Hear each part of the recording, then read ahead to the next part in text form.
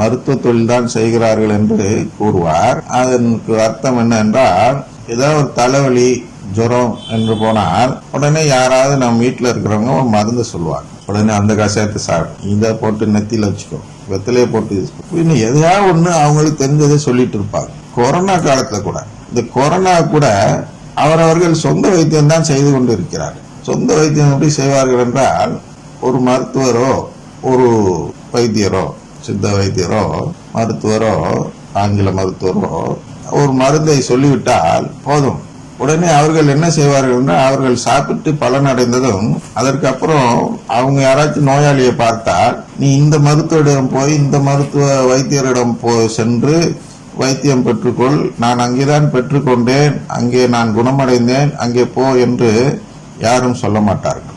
நம்முடைய கலாச்சாரத்தில் உனக்கு என்ன அப்படிதான் இருக்கா, வா உடனே இந்த கஷாயத்தை சாப்பிடு, கபசுர குடிநீர் சாப்பிடு, பாதசுர குடிநீர் சாப்பிடு, அதுவும் கேட்கலையா இந்த மருந்தையும் சேர்த்து சாப்பிடு அப்படின்னு சொல்லி அவர்களுக்கு என்ன நடந்ததோ அதை அப்படியே அவர்கள் மற்றவங்களுக்கு சொல்லி கொடுப்பாரு. போயிடாத, வைத்தியர்கிட்ட போய் 10 ரூபாய் காசை கொடுத்துறாத என்பது போல் இங்கே அப்படிதான் நம்முடைய நாடு காப்பாற்றப்பட்டது. எப்படி காப்பாற்றப்பட்டது என்றால், உலகத்தாருடைய பார்வையில் இருக்கிறதுலே மோசமான ஒரு சுகாதார நிலையில் வாழ்பவர்கள் தான் இந்தியர்கள். அந்த இந்தியாவிலும் கூட அதிக மோசமான நிலையில் சுகாதார நிலையில் வாழ்பவர்கள் தமிழர்கள். அவர்கள் பார்வையில் நான் சொல்லவில்லை, அவர்கள் பார்வையில் அப்படி இருக்கும் பொழுது இங்கேதான் அதிகமான இழப்பீடு இருந்திருக்க வேண்டும், அதிகமான நோயாளிகள் இருக்க வேண்டும். ஆனால் கணக்கு எடுத்து ஒப்பிட்டு பார்த்தால், ஸ்டாட்டிஸ்டிக்ஸ் என்று சொல்கிறோம் அல்லவா, மற்ற நாடுகளில் இருக்கக்கூடிய சதவீதத்தோடு நம்முடைய சதவீதத்தை கணக்கிட்டு பார்க்கும் பொழுது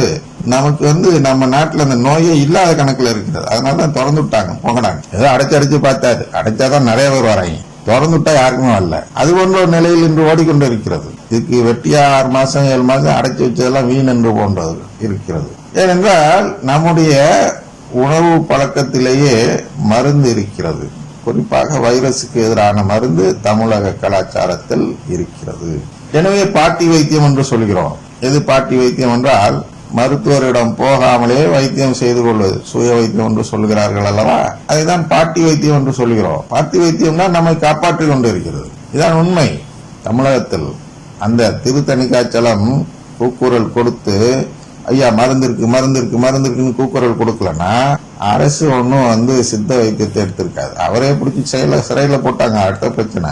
ஆனால் சித்த வைத்தியத்தில் உண்மையிலேயே மருந்து இருக்கிறதா என்று ஆராய்ச்சி பண்ணக்கூடிய நிலை அரசுக்கு எப்பொழுது வந்தது என்றால், இந்த திருத்தணிக்காய்ச்சலம் போன்றவர்கள் அந்த கூக்குரல் கொடுத்ததால் தான். சட்டவிரோதமாக இருந்தாலும் அது மக்களை காப்பாற்றி கொண்டு வருகிறது. எனவேதான் அவருக்கு போட்டியாக வாதசுர குடிநீர் நீ சொன்னால் நான் கபசுர குடிநீர் சொல்வேன் என்று அரசு பணியில் இருக்கக்கூடிய சித்த வைத்தியர்கள் கபசுர குடிநீரை கொடுத்தார்கள் வாத நோய்க்கு என்று பார்த்திருக்கிறோம். அதாவது இரத்தக்கட்டுனால்தான் நோய் வருகிறது என்றாலும் அந்த இரத்தக்கட்டு என்பது வாதத்தில் சேர்வதாக இருந்தாலும் இந்த கபசுர குடிநீரை பரிந்துரை செய்த அரசு மருத்துவர்கள், சித்த மருத்துவர்கள், இவர் சொன்னதையே நான் சொன்னோம் என்றால் அவனுக்கு மதிப்பு கிடைத்துவிடும், அதனால் நாம் வேறொரு மருந்தை சொல்ல வேண்டும் என்று கபசுர குடிநீர் என்று சொன்னார்கள். யானைக்கு அறம் என்றால் குதிரைக்கு குரம் என்ற பாணியில் அது கவம் அடையாளம், சிம்டமேட்டிக் ட்ரீட்மெண்ட் என்று சொல்வார்கள்.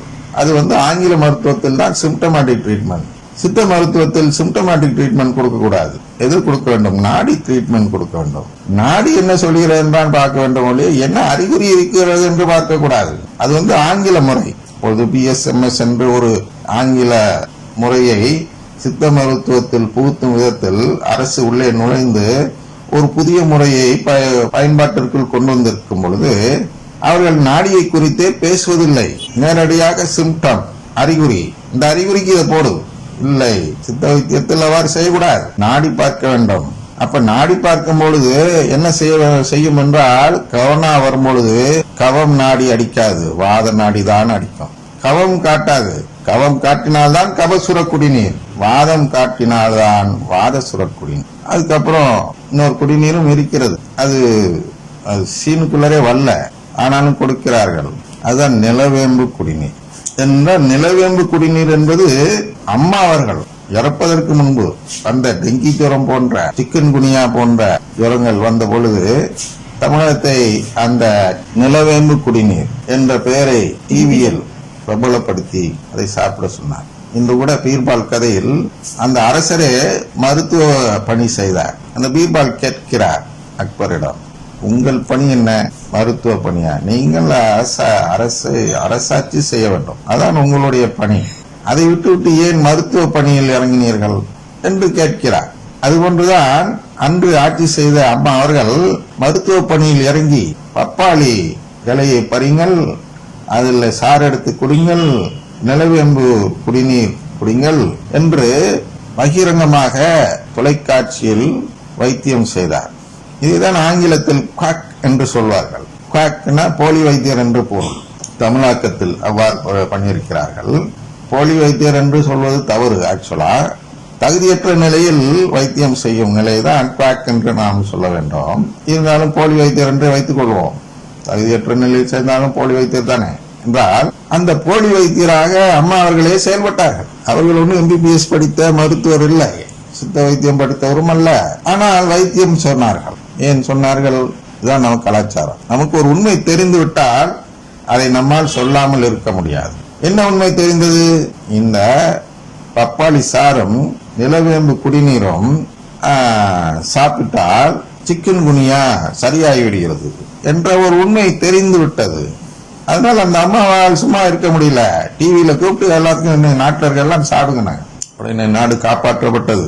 ஆனால் அவர்கள் குவாக்காக இருக்கிறார்களா என்பது முக்கியமா அல்லது நாடு காப்பாற்றப்படுகிறது முக்கியமா என்று நாம் அங்கே சிந்திக்க வேண்டும். அதுபோன்றுதான் இன்று கொரோனாவிலிருந்து நாம் பாதுகாக்கப்பட்டு வருகிறோம். நம்முடைய பாரம்பரிய வைத்திய முறைதான் நம் உணவு பழக்கத்தோடு கலந்து நம்மை காப்பாற்றி வருகிறது. யாரெல்லாம் நீங்கள் வேண்டுமானால் பாருங்கள், இறந்து போனவர்கள் பட்டியல் எடுத்து, அவர்கள் எல்லாம் சித்த மருத்துவத்தை நம்பாதவர்களாகவும் முழுக்க அலோபதி என்று சொல்லக்கூடிய ஆங்கில மருத்துவத்தை நம்பக்கூடியதாகவும் தான் இருப்பார்கள். அதிலிருந்து நாம் என்ன தெரிந்து கொள்ளலாம் என்றால், நம்முடைய உணவு பழக்கம் தான் நம்மை காப்பாற்றி கொண்டு வருகிறது தமிழகத்தில் என்று. கேரளாவில் தான், ஆந்திரா, ஏறக்குறை இந்தியா முழுவதும் வரிசையா போனோம்னா மேல போக அது ஆயுர்வேத முறையாக மாறும். தெற்கே வர சித்த வைத்தியமாக இருக்கும். இதுதான் வித்தியாசம். இந்தியா முழுவதுமே இதுதான் நம்மை காப்பாற்றி கொண்டு வருகிறது. இதுதான் உண்மை. ஒருத்தருக்கு அந்த இது தெரிந்து விட்டார், தலைவலியா அனாசின் போடுங்க, அதுக்கு என்ன மருத்துவரா இருக்கணுமா, படா நான் போய் பொட்டி கடையில் வாங்கி சாப்பிட்டு போயிடுவேன் அப்படின்னு போயிடுவான் அவன். அதுக்கு போய் டாக்டர்கிட்ட 500 ரூபாய் ஃபீஸை கொடுத்துட்டு 5 ரூபா அனாசினை வாங்கி தலைவலியை போக்கிக் கொள்வதற்கு நம் நாட்டில் யாருக்கும் வசதி வாய்ப்பு கிடையாது. அதனால் அவரவர்களுக்கு தெரிந்த உண்மையை அவரவர்கள் பகிர்ந்து கொள்கிறார். இது போன்று அவர் ஒரு கதையை சொன்னார். அதன் பிறகு ஒரு கதை சொன்னார், நல்ல கதை. அது என்ன என்றால், அதாவது பெரிய ஸ்வீட் கடை, பெரிய இனிப்பகம். அந்த இனிப்பகத்தில் என்ன செய்வார்கள் என்றால், இப்பொழுதெல்லாம் வேற டெக்னிக் இருக்கிறது. பழங்காலத்தில் என்ன செய்தார்கள் என்றால், இந்த இனிப்பு தயாரிக்கப்பட்ட அந்த இனிப்பு லட்டு என்று சொன்னார், அந்த லட்டை மையத்தில் வைத்துவிட்டு அதை சுற்றி எறும்பு வராமல் இருப்பதற்காக அந்த சர்க்கரை தூள் இருக்கிறது அல்லவா, சர்க்கரை என்றால் இன்றைய ஜீனி என்று எடுத்துக்கோ. உண்மையான நாட்டு சர்க்கரைக்கு எறும்பு வருமா என்ற ஒரு கேள்விக்குறி இருக்கு. எனவே இந்த ஜீனியை எடுத்து சுத்தி அந்த பண்டத்தை சுற்றி ஒரு கோலம் போடுவது போல் ஒரு கோடு போட்டு வைத்து விட்டால், அந்த பண்டத்தை நோக்கி, இனிப்பு பண்டத்தை நோக்கி வரக்கூடிய அந்த எறும்பு என்ன செய்யும் என்றால், வெளியில் அதற்கு அந்த எல்லையில் இருக்கக்கூடிய அந்த இனிப்பு சர்க்கரையை உண்டு எடுத்துக்கொண்டு போய்விடும். அதை தாண்டி உள்ளே அதை விட பெரிதொன்று இருக்கிறது. அந்த பெரிய இனிப்பை நாம் தேடி போக வேண்டும் என்ற எண்ணம் அந்த எறும்புக்கு வராது. எனவே நாமெல்லாம் அது போன்றுதான் செயல்படுகிறோம் என்று தந்தை அவர்கள் இன்று அருமையான ஒரு பிரசங்கம் வைத்தார்கள். அதில் அவர் சொல்லப்பட்ட இந்த கதை நல்ல அருமையான கதை, உதாரணம், நல்ல உதாரணம்.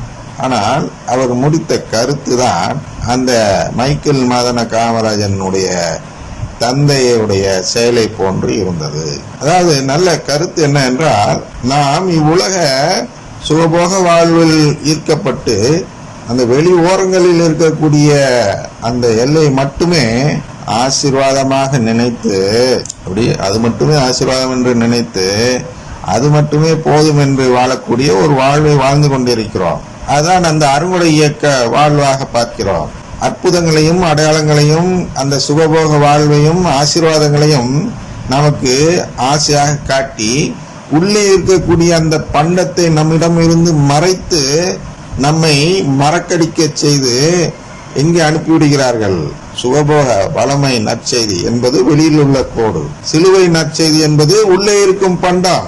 நாம் வருகிறோம், வளமை நற்செய்தி போதும் என்று திரும்பி விடுகிறோம். இந்த அருட்தந்தை முதற்கொண்டு அதை தான் செய்தார். அதனால் தான் சொல்ல வருகிறேன். அவரே பிரசங்கம் வைக்கிறார், அவர் கையிலே துப்பாக்கி கிடைத்து விடுகிறது, ஆனால் அவரே தனக்கு எதிராக சுட்டுக் கொள்கிறார் அந்த பிரசங்கத்தை. ஏனென்றால் இளைப்பாறுதல் என்பதற்கு அவர் பொருள் விளக்கம் தருகிறார். என்ன தருகிறார்? அனைத்து ஆசிரியரையும் பெறுவதுதான் இளைப்பாறுதல் என்று முடிக்கிறார். அனைத்து ஆசிரியருக்கு இன்னொரு விளக்கம் தர வேண்டியிருக்கு. அதனால்தான் ஆரம்பத்தில் சொன்னேன், நாம் ஒரு விளக்க உரை தர வேண்டியிருக்கிறது. அனைத்து ஆசிரியரும் என்ற உண்மையான ஆசிரியர் என்றால் கடவுளின் உறவை பெறுவதுதான் உண்மையான ஆசிரியர். அந்த மையத்தில் இருக்கும் பண்டம் தான் நற்கருணை ஆண்டவர். நாம் சுகபோக வாழ்வை தேடி செல்லும் பொழுது, அடையாளங்களையும் அற்புதங்களையும் தேடி செல்லும் பொழுது நற்கருணை ஆண்டவரை மறந்து விடுகிறோம். மையத்தில் இருக்கக்கூடிய அந்த பண்டத்தை மறந்து விடுகிறோம். பிரசாதநாதர் என்று அழைத்தார்கள் இந்த பண்டத்தை, திருப்பண்டா என்றும் அழைத்திருக்கிறார்கள். எனவே அந்த பண்டத்தை நாம் மறந்து விடுகிறோம். அதனால் வாழ்வை இழந்து விடுகிறோம், உறவை இழந்து விடுகிறோம், அந்த சர்க்கரையோடு திரும்பி விடுகிறோம். உள்ளே இருக்கக்கூடிய உண்மையான உணவை நாம் மறந்து விடுகிறோம். இப்படித்தான் அவர் முடித்திருக்க வேண்டும்.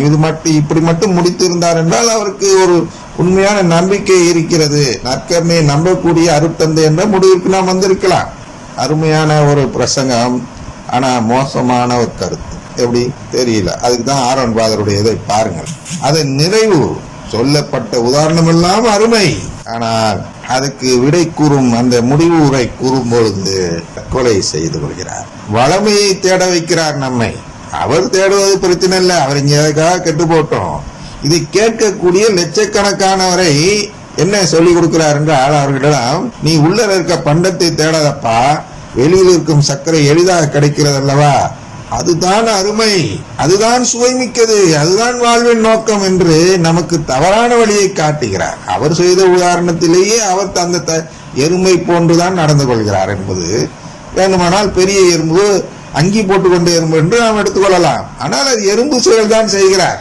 மனிதன் செய்ய வேண்டிய செயல் எது என்றால், அந்த வெளியில் இருக்கும் கோட்டை பார்க்க கூடாது, உள்ளே இருக்கும் பண்டத்தை பார்க்க வேண்டும். நாம் லட்டை தான் எடுத்து சாட வேண்டும், நாம் எறும்பு போல் நடந்து கொள்ளக்கூடாது. இதுதான் அவருடைய கதையின் உதாரணம். ஆனால் அவரே எறும்பு போல் நடந்து கொண்டு நம்மையும் எறும்பு போல் நடக்க வைப்பதற்கு அந்த கதையை சொல்கிறார்.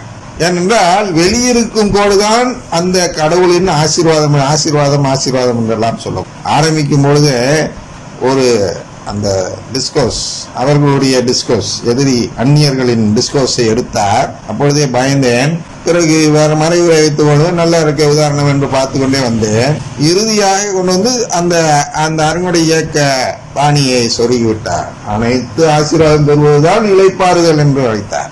இதை நாம் ஏற்கனவே பல முறை பார்த்திருக்கிறோம், மத்தேயுவிலேயே பார்த்திருக்கிறோம். அது அந்த பகுதி வந்த பொழுது, 11ஆவது அதிகாரம் பார்த்த பொழுது நாம் பொது காலத்திலே பார்த்து விட்டோம். அப்பொழுது என்ன சொன்னோம்? பெரும் சுமை.